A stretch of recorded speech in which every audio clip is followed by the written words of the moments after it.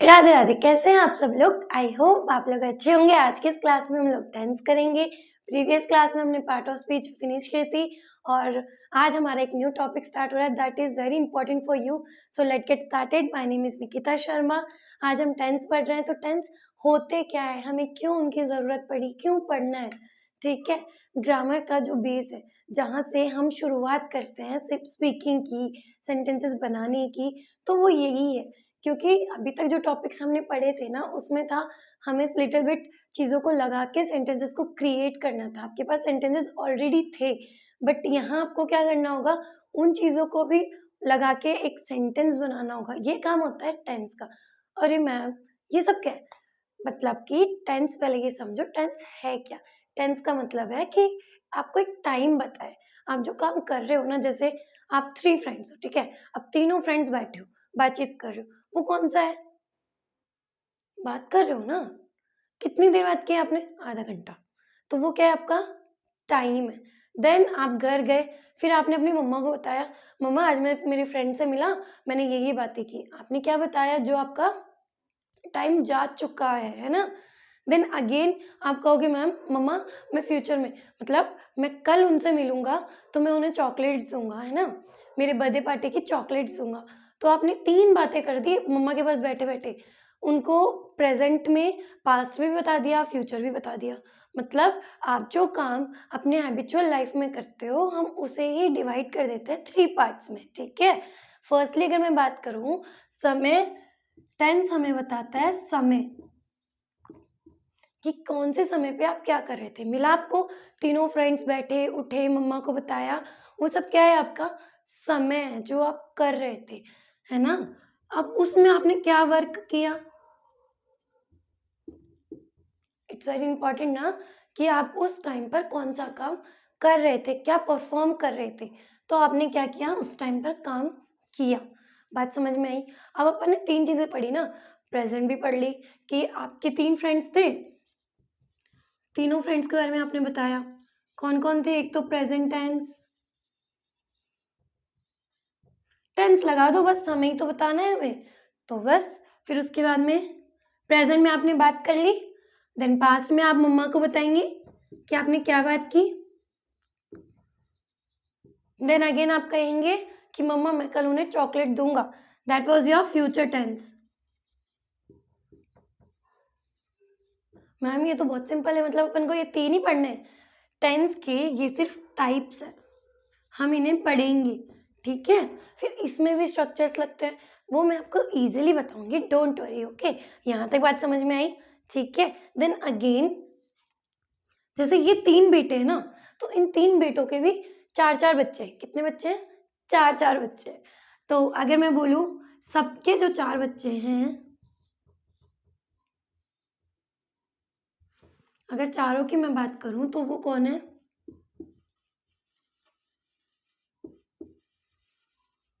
Indefinite, continuous, perfect, then perfect continuous. इनके 4-4 बेटे, इसके भी ये 4 बेटे, इसके भी ये 4 बेटे, इसके भी 4 बेटे, है ना? तो indefinite, continuous, perfect and then perfect continuous. अब आप कहोगे मैम ये तो लर्न करने में हार्ड है, इन्हें क्या लर्न करना है? क्यों इतना सब कुछ? अभी देखिए, मैं आपको सिंपली टेबल के अकॉर्डिंग बताती हूँ कि ये होता है हमारा स्टार्टिंग टाइम, जब आपने काम शुरू किया, और ये होता है आपका एंडिंग टाइम, जब आपने काम खत्म किया, ठीक है। अगर मैं इंडेफिनिट की बात करूँ, तो क्या होता है कि जो आपका काम है ना, कब स्टार्ट हो रहा है, कब खत्म हो रहा है, नहीं पता चलता है। आप मुझे बताओ मैं कब तक पढ़ाऊँगी, आपको पता है? नहीं पता है। आप कब स्कूल जाते हो, कब आते हो, कितने बजे जा रहे हो? क्योंकि वो तो आपका रोज़ का काम है ना, आप उसको बता तो नहीं सकते हो कि मैं इतनी बजे जाता हूँ, मैं ये करता हूँ। हैबिचुअल है, रोज़ जाना है, आप रोज़ पढ़ाते हो, लेकिन ये नहीं पता है कब तक पढ़ाते हो, कब तक स्कूल जाओगे, ठीक है? कब तक आओगे? जब आपको स्टार्टिंग टाइम नहीं पता, एंडिंग टाइम नहीं पता कि वो कब हो जाएगा, उस केस में हम लोग क्या करते हैं, इंडेफिनिट का इस्तेमाल करते हैं। किसका इस्तेमाल करते हैं? इंडेफिनिट का, क्योंकि जब आपको नहीं पता है उसका स्टार्टिंग टाइम देन उसका ending time, then only you just use indefinite, ठीक है।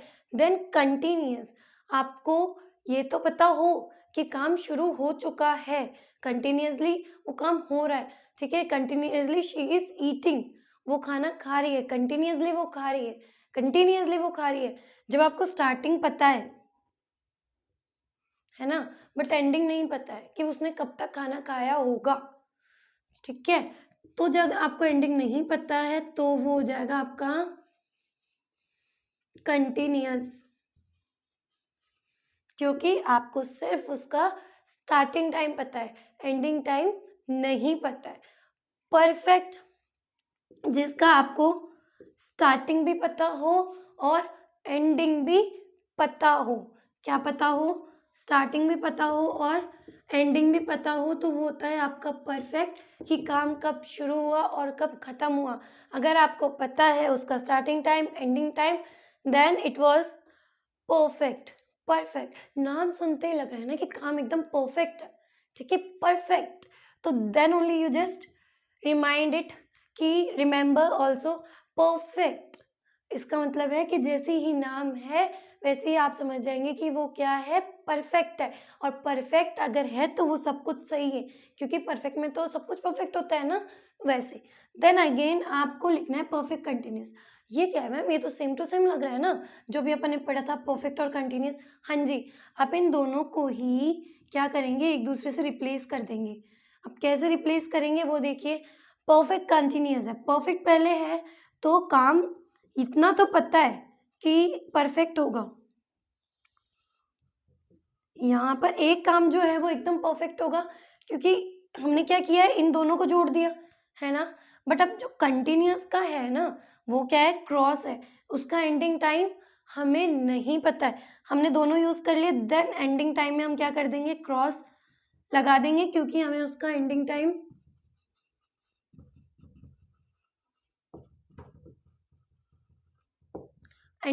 हमें उसका नहीं पता है।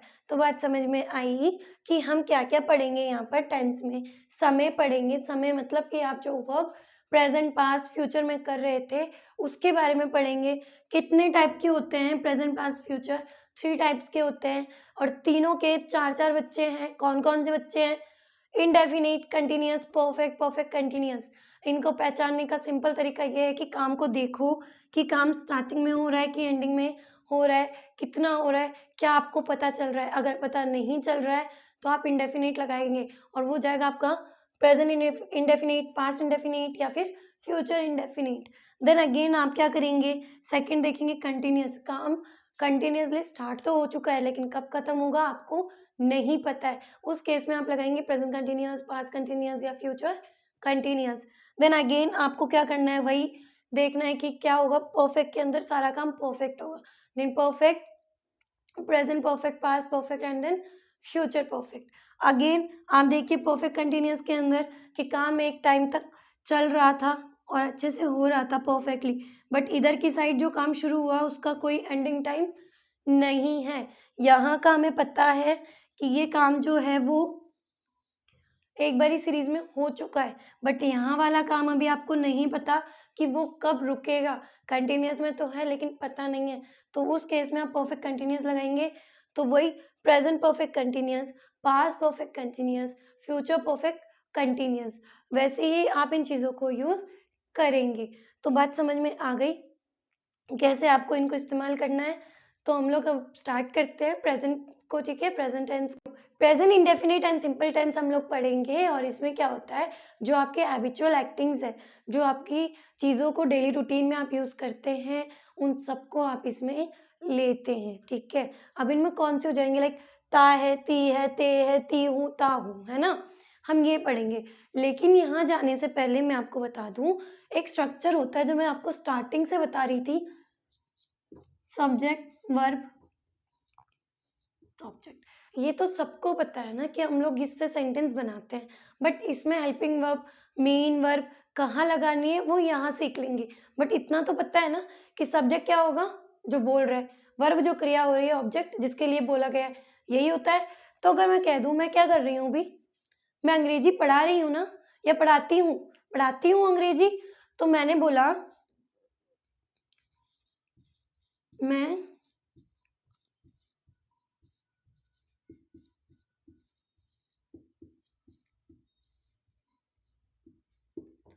अंग्रेजी पढ़ाती हूँ। मैं क्या कर रही हूँ? अंग्रेजी पढ़ाती हूँ। फर्स्ट थिंग थी है, क्या यहाँ थी है? हाँ है। तो इसका मतलब ये है कि प्रेजेंट सिंपल है, ठीक है, या फिर आप कह सकते हो सिंपल टेंस है, इंडेफिनिट है, इसके बहुत सारे नाम है। मैंने सारे बता दिए कि प्रेजेंट इंडेफिनिट का मतलब भी वही होता है और सिंपल टेंस का मतलब भी वही होता है, ठीक है। अब मैं अंग्रेजी पढ़ाती हूँ, आप इसमें देखो मैं कौन है? सब्जेक्ट ही है, ठीक है। अंग्रेजी पढ़ाती हूँ, ठीक है, मैं पढ़ाती हूँ ना, मैं काम कर रही हूँ। तो पढ़ाती हूँ क्या हो जाएगी मेरी? वर्ब हो जाएगी। ओके, देन वापस देखो अंग्रेजी, अंग्रेजी क्या है? इंग्लिश है ना, कि मैं क्या पढ़ा रही हूँ, मतलब कि मेरी जो क्रिया है वो किस पे जा रही है? अंग्रेजी पे जा रही है। देन इट वाज ऑब्जेक्ट, क्या हो जाएगा? ऑब्जेक्ट। और अगर मैं वही बात करूँ इंग्लिश की, तो सब्जेक्ट में क्या लिखेंगे? मैं। आई, आई किसके लिए यूज करते हैं? खुद के लिए। मैंने लिखा आई। फिर वर्ब कि मैं पढ़ाती हूँ ना, तो मैं लिख दूंगी आई टीच। क्या पढ़ाती हूँ? इंग्लिश। अब यहाँ देखो आई कौन है? सब्जेक्ट है। टीच क्या है हमारा? वर्ब है। इंग्लिश क्या है हमारा? ऑब्जेक्ट है। फर्स्ट थिंग, हिंदी और इंग्लिश में सिर्फ इतना सा डिफरेंस होता है कि जो आपकी चीज़ें हैं ना, वो चलेगी सब्जेक्ट ऑब्जेक्ट देन वर्ब। लेकिन इंग्लिश में क्या होता है? Subject verb object. क्योंकि सेंटेंसेस को आप हिंदी टू इंग्लिश करेंगे ट्रांसलेट, तो आपके लिए इम्पॉर्टेंट था मेरा ये मेथड बताना कि आप लोग कंफ्यूज ना हो, क्योंकि इसमें थोड़ा लिटिल बिट डिफरेंस है, बट वो आपको पता होना चाहिए। अब आप कहोगे कि वर्ब को हम कैसे चेंज करेंगे? जैसे जैसे आपको वर्ब्स गिवन होगी, वर्ब फॉर्म्स, आप वैसे ही इन्हें चेंज कर देना। अगर सिंपली मैं बात करूँ गो की, तो आप क्या बोलेंगे? गो का वेंट हो जाएगा, देन गॉन हो जाएगा, ठीक है। अगर मैं बात करूँ डू, तो इसका डू का डिड हो जाएगा, देन डन हो जाएगा। अगर मैं बात करूँ ईट, एट, ईटन, तो आपने देखा कि वर्ब की फॉर्म्स चेंज होगी। और वर्ब्स की फॉर्म्स के बारे में आपको लिटरली थोड़ा बहुत आइडिया होना चाहिए, क्योंकि टेंस हम लोग इनके अकॉर्डिंग भी चेंज करेंगे। तो बात समझ में आई कि फर्स्ट थिंग हमारा मेथड ये है, ठीक है। फिर इससे स्टेप बाय स्टेप हम लोग आगे की तरफ फॉरवर्ड होते हैं। अगर मैं कहूँ आई स्टडी, मैं पढ़ रहा हूँ या पढ़ता हूँ, तो मैं लिख दूंगी सिंपली आई स्टडी। देन मैंने बोला आई प्ले। तो ये क्या है? आप ये काम रोज करते हो ना। अब ये थोड़ी पता है आपको स्टार्टिंग और एंडिंग, कब आपने शुरू किया, कब आपने खत्म किया, नहीं पता ना। जब आपको स्टार्टिंग भी नहीं पता है, एंडिंग भी नहीं पता है, देन वैसा वाला कौन होगा? हमारा प्रेजेंट इंडेफिनिट होगा। यहाँ तक तो पढ़ा था ना। रूल नंबर 1 जो मैंने आपको बताया था, स्टार्टिंग और एंडिंग वाला, वो यहाँ पर आप लगा के देखो। क्या आपको पता चल रहा है? आई टीच इंग्लिश, आपको पता चल रहा है कि मैं इंग्लिश कब से पढ़ा रही हूँ और कब तक पढ़ाऊंगी? या फिर आई स्टडी, मैं कब से पढ़ रही हूँ और कब तक पढ़ूंगी? नहीं पता है ना। ये होता है आपका प्रेजेंट इंडेफिनिट। अभी प्रेजेंट इंडेफिनिट का अगर स्ट्रक्चर की बात करते हैं, तो इसका स्ट्रक्चर होता है सब्जेक्ट वर्ब की फर्स्ट फॉर्म प्लस एस और ईएस एंड ऑब्जेक्ट। एस और ईएस सिंगुलर और प्लूरल के साथ में वर्क करेगा, ठीक है। अगर मैं बात करूं सब्जेक्ट की, वह, यहाँ पर वह है, वह कौन? वह गाना गाती है। पहली बात ती देखो, समझ जाओगे कि किसका है? प्रेजेंट सिंपल का ही है। तो वह गाना गाती है, लड़की के बारे में बात हो रही है। शी गाना सिंग्स अ सॉन्ग, क्या करती है वह? गाना गाती है, शी है, सिंगुलर के साथ में हम लोग ऐसे ही लगाएंगे, ठीक है। देन अगेन मीरा खाना पकाती है, मीरा, पहले बात तो नाम लिख लो, मीरा खाना पकाती है, खाना पकाती है, आपको पकाती है को आगे लाना है क्योंकि आपकी क्रिया अलग है, कुक्स खाना तो फूड। अब आपको बात समझ में आ रही है, आप स्ट्रक्चर्स कैसे चेंज कर रहे हैं, सिंगुलर में आप एस ही लगा रहे हैं, आप ये भी देखिए सिंगुलर में आप अभी तक ऐसे ही यूज कर रहे हैं, ठीक है। बाजार जाते हैं, वे मतलब कि कोई प्लूरल फॉर्म है तो इसका हो जाएगा दे।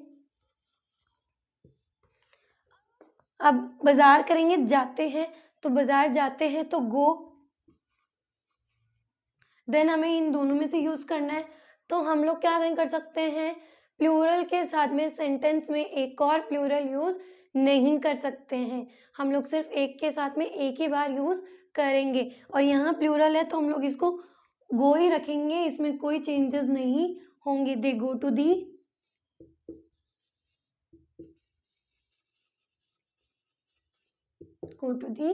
मार्केट। बात समझ में आई? अब के आपने सेंटेंसेस को इसके थ्रू चेंज किया। अब आगे हम लोग नेगेटिव भी कर लेते हैं तो आपको ज़्यादा क्लियर होगा, ठीक है। ये आपका था प्रेजेंट सिंपल का।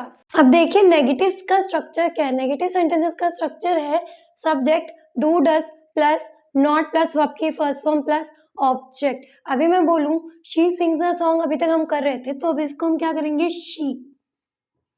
अब मैम डू लगाना है कि डज लगाना है, इधर आओ, डज के साथ सिंगुलर लगेगा, डू के साथ प्लूरल लगेगा, तो सिंगुलर है कौन, शी सिंगुलर है ना, शी डज। नॉट आएगा क्यों, क्योंकि हमारे पास स्ट्रक्चर में ही नॉट है।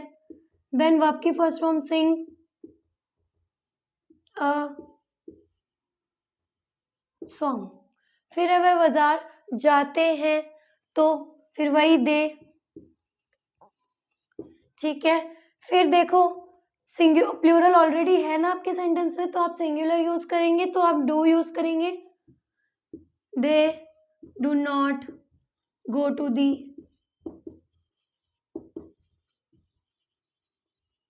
मार्केट।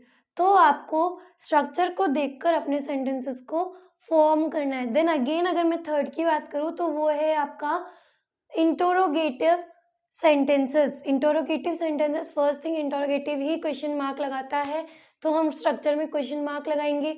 स्ट्रक्चर कैसे बनेगा, जो डू डज यहाँ पर आ रहा था, इन दोनों में थोड़ा सा चेंजेस होंगे, ये इसकी जगह पे आएगा, वो उसकी जगह पे जाएगा, डू डज आ गया।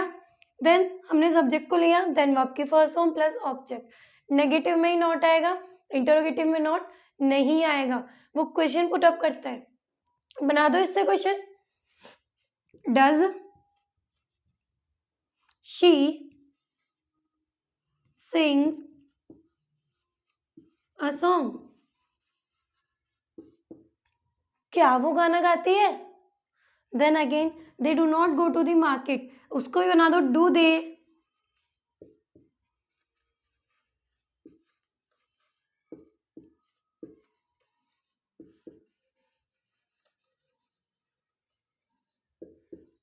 दे do go to the market. बात समझ में आई, do they go to the market. तो आप जिस टाइप से क्वेश्चंस करेंगे आपको सिर्फ अपने स्ट्रक्चर के अकॉर्डिंग उन चीज़ों को याद रखना है। और स्ट्रक्चर बनाने का बहुत इजीली सिंपल फंडा ये है कि पहले रखो सब्जेक्ट देन वर्ब फिर ऑब्जेक्ट, लेकिन हेल्पिंग वर्ब बीच में आएगी, कौन होगा, फर्स्ट में एस और यस, देन डू डस, फिर डू डस को अपन ने नॉट लगा दिया, फिर नॉट के बाद में उसको हटाएंगे, डू डस को आगे लाएंगे, सब्जेक्ट को पीछे भेज देंगे। देन अगर इंट्रोनेगेटिव की मैं बात करूँ किसकी, फोर्थ नंबर की, वो है हमारा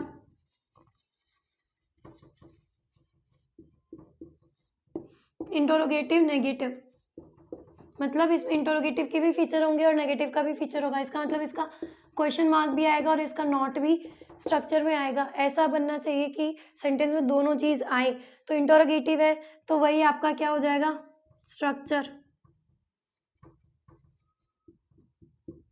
डू डज, ठीक है, यहाँ पर नेगेटिव भी है इंटरोगेटिव है, देखो क्या हो जाएगा, डू डज के बाद में वही आपका सब्जेक्ट आएगा, सब्जेक्ट के बाद में आप क्या लेंगे, हेल्पिंग वर्ब, ठीक है। हेल्पिंग वर्ब ले ली आपने, ऑलरेडी ले ली, तो वही आपका नॉट प्लस वर्ब की फर्स्ट फॉर्म प्लस ऑब्जेक्ट, क्या यही बन जाएगा? क्वेश्चन मार्क भी लगा दो। तो बात समझ में आई? स्ट्रक्चर बनाना कितना ईजी है कि डू डज इंटरोगेटिव है पहले, तो इंटरोगेटिव का डू डज अपन ने यहाँ से ले लिया, ठीक है। देन सब्जेक्ट भी ले लो यहाँ से। देन अब आ जाते हैं नेगेटिव की बात पर, तो सब्जेक्ट के बाद में डायरेक्ट नेगेटिव आएगा, ठीक है। फिर उसके बाद में वर्ब की फर्स्ट फॉर्म प्लस ऑब्जेक्ट। तो वापस यहाँ पे अगर मैं सेंटेंस बनाती हूँ तो मैं बनाऊंगी does she goes to, does she not sing a song. Then again अगर मैं यहाँ पे बनाती हूँ तो डू दे नॉट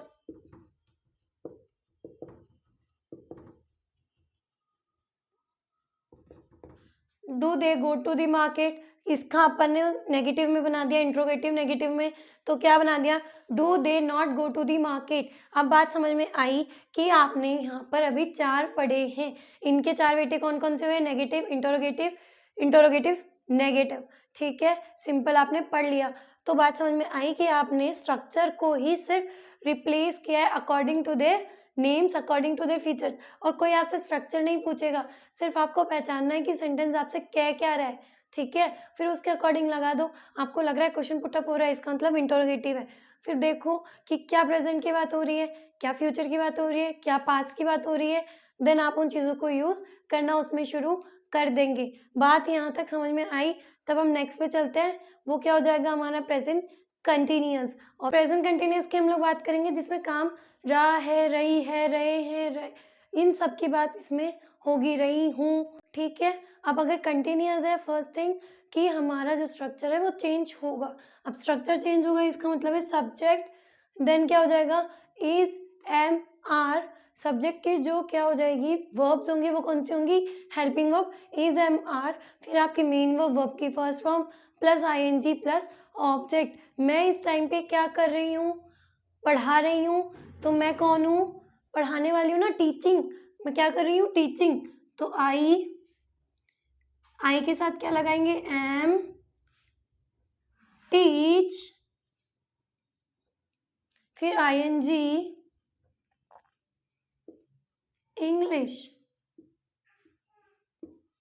उसके बाद में मैं कहूँ कि वो बाजार जा रही है, मतलब शी के साथ में इज, गो में आईएनजी, टू द मार्केट। फिर समझ में बात आई? अगर हम लोग नेगेटिव में बात करेंगे तो नॉट लगा देंगे। नॉट कब लगेगा? जब subject is, am, are plus not, helping verb के बाद में नॉट लगेगा, और उसके बाद में हेल्पिंग वर्ब के साथ नॉट लगेगा, देन वर्ब की फर्स्ट फॉर्म आईएनजी, देन उसका ऑब्जेक्ट। तो हम लोग लगा देंगे यहाँ पर I am not teaching English. I am not teaching English. फिर मैं बोलूंगी she is going to the market. तो आप लोग नेक्स्ट देखिए, she is going to the market. तो आप क्या कर देंगे इसका? She is not going to the market. मतलब कि आपको सिर्फ सेंटेंसेस को देखना है और उसमें एप्लीकेशंस डालनी है। अगर मैं इंटरोगेटिव सेंटेंसेस की बात करूँ तो क्वेश्चन मार्क लगेगा, हेल्पिंग वर्ब्स सबसे आगे आ जाएगी, देन उसका सब्जेक्ट, देन उसकी वर्ब की first form plus ING, then object. तो अब देखिए, am I teaching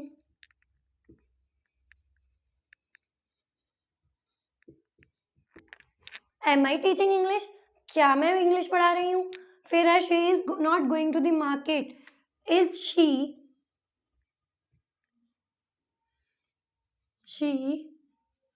going to दी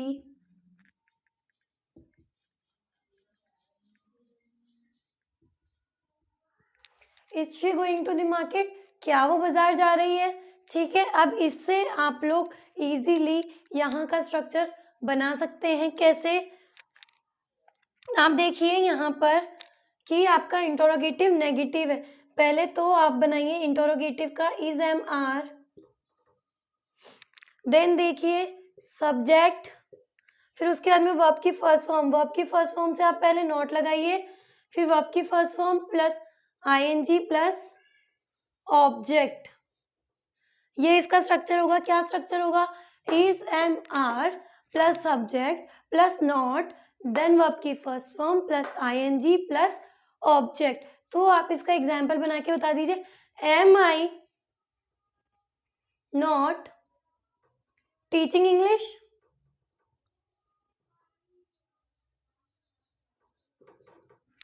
इसका मतलब ये है कि आपको ये बताना है कि आप इंग्लिश पढ़ा रहे हैं या नहीं पढ़ा रहे हैं।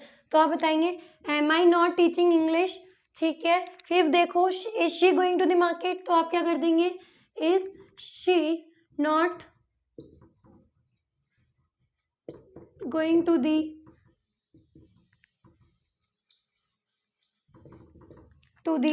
मार्केट। तो आपको मैंने आज दो चीज़ पढ़ाई कि जिसमें फर्स्ट था हमारा सिंपल प्रेजेंट, सेकंड था हमारा प्रेजेंट कंटिन्यूअस टेंस, और उनके भी 4 पार्ट्स मैंने आपको बताए। उनका स्ट्रक्चर बताया कि हमें स्ट्रक्चर उनके कैसे फॉर्म करने हैं। मैंने साथ में आपको इसलिए पढ़ाया था ताकि आप अंडरस्टूड हो सके, एक दूसरे को देख के आप स्ट्रक्चर्स क्रिएट कर सके। आज के लिए आप सिर्फ इतना ही, आप इसको प्रैक्टिस करिए। आपको समझ में आया हो, अगर फिर भी कोई बात समझ नहीं आती है तो आप मुझे कमेंट करिए, मैं नेक्स्ट क्लास में उसको वापस से क्लियर करवाऊंगी, क्योंकि ये बहुत इंपॉर्टेंट टॉपिक है। तो हम इसको लिटिल बिट थोड़ा थोड़ा लेके चलेंगे ताकि आप अंडरस्टूड हो सके, आप स्ट्रक्चर्स बनाना सीखिए, उनको अप्लाई करना सीखिए। नेक्स्ट फिर हमारी क्लास में हम लोग परफेक्ट और परफेक्ट कंटिन्यूअस लेके आएंगे। तो तब तक के लिए स्टे ट्यून, एंड अगर आपको ये वीडियो हेल्पफुल लगी हो तो please subscribe our channel and press the bell icon, ताकि आपको मेरी वीडियोस मिलती रहे। So thank you so much, have a very good day.